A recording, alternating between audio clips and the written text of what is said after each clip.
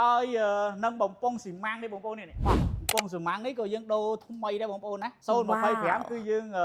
model ផ្សេងមួយទៀតអញ្ចឹងពុកម៉ែបងប្អូនចំណុចសំខាន់4 5ចំណុចអញ្ចឹងសម្រាប់ model ថ្មីស៊េរីថ្មីចុងក្រោយតែម្ដង update ស៊េរីចុងក្រោយអញ្ចឹងពុកម៉ែបងប្អូនមិនថាទិញលុយសុទ្ធមិនថាបងលួមិនថាវាយដូរអាចបត់ឯកសារបានបាទជាមួយហាងម៉ូតូទំនើបប្រាក់សម្បត្តិ2ម៉ោងបានជិះ2ម៉ោងបានជិះ2ម៉ោងបានជិះណាបាទដាក់ឯកសារដែលមិនទាមទារប្រាក់កក់មិនទាមទារអ្នកធានាមិនទាមទារទ្រព្យបញ្ចាំមិនបាច់នឹងកប្លង់ដីប្លង់ផ្ទះឬក៏ឯកសារផ្សេងក៏ពុកម៉ែបងប្អូនបានយកទៅជិះនេះបងប្អូនបាទអញ្ចឹងឆ្លាញ់មួយណាខមមិនមកបងប្អូនយើងនេះឆ្លាញ់មួយណាខមមិនមកបងប្អូន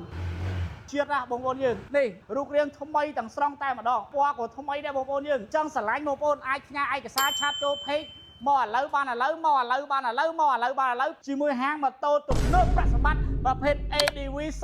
026បានចេញជាផ្លូវការហើយសម្រាប់ពុកម៉ែបងប្អូនយើងអញ្ចឹងពុកម៉ែបងប្អូនអាចដាក់ឯកសារបានកាន់តែតាក់ញ៉ាំបានមួយសភៅគ្រួសារមួយមកនឹងបានម៉ូតូយកទៅជិះតែម្ដងបានម៉ូតូជិះហើយយើងមានកាដូថែម25មុខជូនអតិថិជនបានសិលឹកឆ្នោតចាប់យកម៉ូតូសិលឹកឆ្នោតចាប់យកឡានភ្លាមតែម្ដងនេះពុកម៉ែបងប្អូនយើងអញ្ចឹងពុកម៉ែបងប្អូនចង់បានប្រភេទ ADV 026យើងមានគ្រប់ពណ៌ហើយឥឡូវនេះយើងចូលបដាហើយបងចង់បានជិះមុនគេបាទមកជួបពូបងប្អូនចង់បានប្រភេទ ADV